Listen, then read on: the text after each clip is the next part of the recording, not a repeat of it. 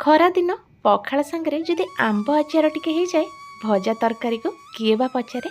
आज चलते तैयारी करबा बहुत ही सुआदिया आंबर कोरा आचार। आचार देखिकी ही जानीपे आचार केते सुआदिया और केते परफेक्ट बनिकी रेडी होइछि। बिना खरारे इंस्टांट ये आचार बनै परिबा बहुत ही सहज रे बनिकी रेडी करबा। गोटे थर बनैकी पूरा गोटे वर्ष पर्यंत आपण को घरे रखिके खाई परिबे। चलंतु स्टार्ट करबा आज रेसिपी। आंब आचार बनवाई मुझे बड़ सैज्र आंब नहीं जाइए पाखापाखि 1 केजी रु 1.5 केजी हम मुझे आंब नहीं आईटी मुझे बड़ सैज्र आंब नहीं जोटा कि आप आचार आंब कहींपारे। मार्केट रे इजिली मिल जाए जार चोपा बहुत ही पतला और यार मांस बहुत ही अधिका थाए जहाँफल आचार टेस्ट बहुत ही भल आसे। चोपा छड़ेबा आगु आंब को मु पूरे भल कि धोईकी गोटे सुखिला कपड़े पोछि नहीं। एबे आम आंबर चोपा छड़े ना। चोपा छड़ेला बेले आप चोपा देखिपे बहुत ही पतला। जदि आप बड़ सैज्र मांसाल आंब आणुचंदी यार चोपा बहुत ही पतला बाहर ता संगे या भीतर मांसटा बहुत ही अधिका थाए। आचार टेस्ट भल आसवा सहित आचार जो बेले बेले मोड़ी हो जाए यहाँ बिल्कुल भी मोड़ी हेनी। चोपा छड़ी सारापर कोरा आचार बनवाई ये गोटे ग्रेटर नहीं जाऊँगी जहाँ आम आंब को कोरिकी नवा। ये गोटे बड़ सैज्र ग्रेटर नहीं जार कि छोट बड़ दुईटा जाक कणा अच्छी। ये बड़ कणारे आम आंब को कोरिकी नवा जहाँफल आंबर बड़ बड़ पीस बाहर जोटा देखापी भी भल लगे और खायापी पूरा लच्छा परिका बहुत ही सुआदिया रहिबो।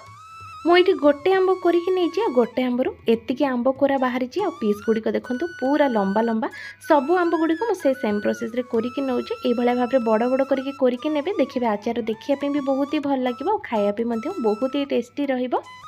एठी मु 4टी आंबर आचार बनाऊँगी और 4टी आंब को कोरी सारापर आमको एतिकी आंब कोरा मिली और से मिलता टाकुआ को आपण पूरा भल कि कोरी सारापर जेकोसी रेसिपी यूज करेंगे। आंब खटार ऐड करने देखिए टेस्ट बहुत ही भल आसो। गोटे बड़ सैज्र बेला नहीं जावा आम करिकी रखिथिबा से आंब को बड़ सैज्र बेलारे देदेबा जहाँफल मिक्स करने इजी हम। एबे मु गोटे बड़ चामच हलदी गुंड दे दूची और ता संगे स्वाद अनुसार गोटे बड़ चामच आम ये देदेबा लुण। जेहेतु एथिरे आम चीनी बा गुड़ यूज करबा तो से लुणर क्वांटिटी मुझे कम रखी।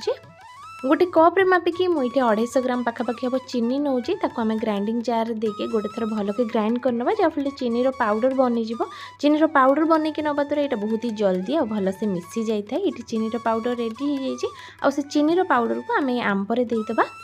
चीनी जगह आप गुड़र यूज करेंगे और चीनीर क्वांटिटी आपंकर मीठा खाइबार पसंद अनुसार कम बेसी करके देपारे। जदि आप जो आंब नौकरी से आंबटा जदि अधिक खट्टा थी तो चीनीर क्वांटिटी टिके अधिका देवाई पड़ो। सबको भल कि मिसई देवा एका संगे चीनी न देकी मु धीरे धीरे कर अल्प टिके चीनी देकी हाथ रे को भल कि मिसई दूची जहाँफल चीनी मिसीज और आंबरू हल्का फुल्का पानी बाहरी जीव। एबे आमे आचार्य दबाक थुआ मसला बनी नवा। मसला बनाइबे मुझे तावा बसई नहीं गैस फ्लेम को ऑन करने आगु 2 बड़ चामच पान मधुरी देदेबा।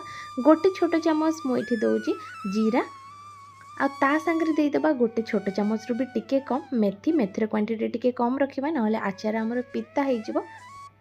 एबे आमे गैस फ्लेम को ऑन करनबा और चामच साहाय्य को एपट सेपट करके 1 ରୁ 2 मिनट पे खाली फ्राई करनबा। गैस फ्लेम को पूरा लो रे रखिबा जेमती इथिरो टिके खाली बास्ना आसीबो स्टार्ट करिवो। आमे तापरे को ऑफ करनबा। 2-3 मिनट भितर यहाँ भल कि भाजी गलानी। एबे आमे गैस फ्लेम को ऑफ करनबा। यार कलर देखंतु पूरा पूरी चेंज हो जाइए। ए सेम तावारे मु अल्प टिके कला जीरा नौची गोटे चामच रे मापिकी मुझे गोटे बड़ चामच कला जीरा नहीं आप रेगुलर चामच रे 2 बड़ चामच कला जीरा नहीं जाए आ ताको हल्का टिके खाली फ्राई करके गैस फ्लेम को ऑफ करके ठंडा पे रखिदेबा। आचार मसला जहाँ को आम भाजिकी नहीं ताको अब ठंडा है पर आम जा ग्राइंडिंग जार देदेबा और हल्का खदड़ा करके आम ग्राइंडिंग करनबा। मसला बनिकी रेडी हो जाए। मुझे हाथ में उठे देखो देखो हल्का खदड़ा रखिकी मुझे ग्राइंडिंग करके नहीं एबे को साइड में रखिदेबा। और एपटे मुझे गोटे कड़े बसई नौची कड़े हल्का टिके गरम ही आसले आम मिक्स करके रखिथिबा से आंब को एथिरे देदेबा। आंब देखो धीरे धीरे पानी बाहर स्टार्ट करिछि और ता संगे आंबरे चीनी जो मिक्स करते चीनीर पानी भल से मिसी जाइए जहाँफल आंब जल्दी सीझी जा सहित आंबर चीनीर फ्लेवर पूरा पूरी बढ़िया से आसीज। चीनी जगह जदि आप गुड़ दौरान ए स्टेज रे आप गुड़ मिक्स करें। 3-4 मिनट पर आंबर देखो धीरे धीरे पानी बाहर स्टार्ट कर आम एक्सट्रा किसी भी पानी ऐड करवा ना पानी हाथ लगेगा। से भाव में मुझे आउ कि समय ये कुक हाँपी छाड़ी दूचे।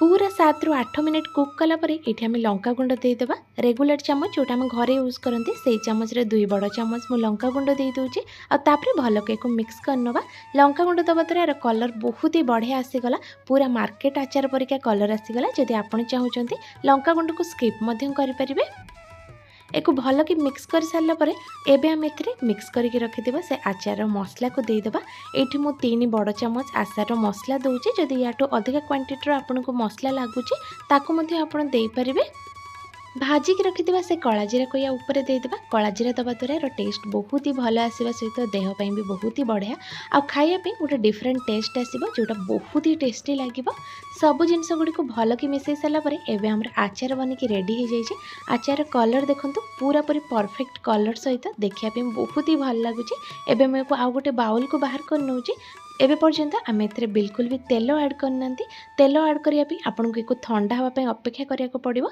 आचार जो भल कि पूरा ठंडा होपर आम ए तेल दबा आचार भल से ठंडा हो गला मु अल्प किसी सोरिष तेल को गरम करके नहीं आ सोरिष तेल को ठंडा कर सारापर जामें ये आचार दबा पूरा आचार ठंडा हम आ सोरिष तेल आमर पूरा पूरी ठंडा हम तापर आम ए तेल को ए भल कि मिक्स करनवा आउ या सहित आमर मीठा कोरा आंब आचार बनिकी रेडी हो जाइए लुक्सटा देखंतु पूरा पूरी लागुचे ना मार्केट स्टाइल पखाड़ हो बा हो गरम सबू सहित आपण को खाई परिबे टेस्टटा जमिति जबरदस्त देखिया सेमिति स्वादिया लगुच घरे निहाती गोटे थर ट्राई करके देखंतु ग्यारंटी समस्त को बहुत पसंद आसीबो आ बिना खरारे आपण को वर्ष वर्ष रखिकी खाई परिबे आशा करी रेसिपीटी पसंद आस्तिबो धन्यवाद।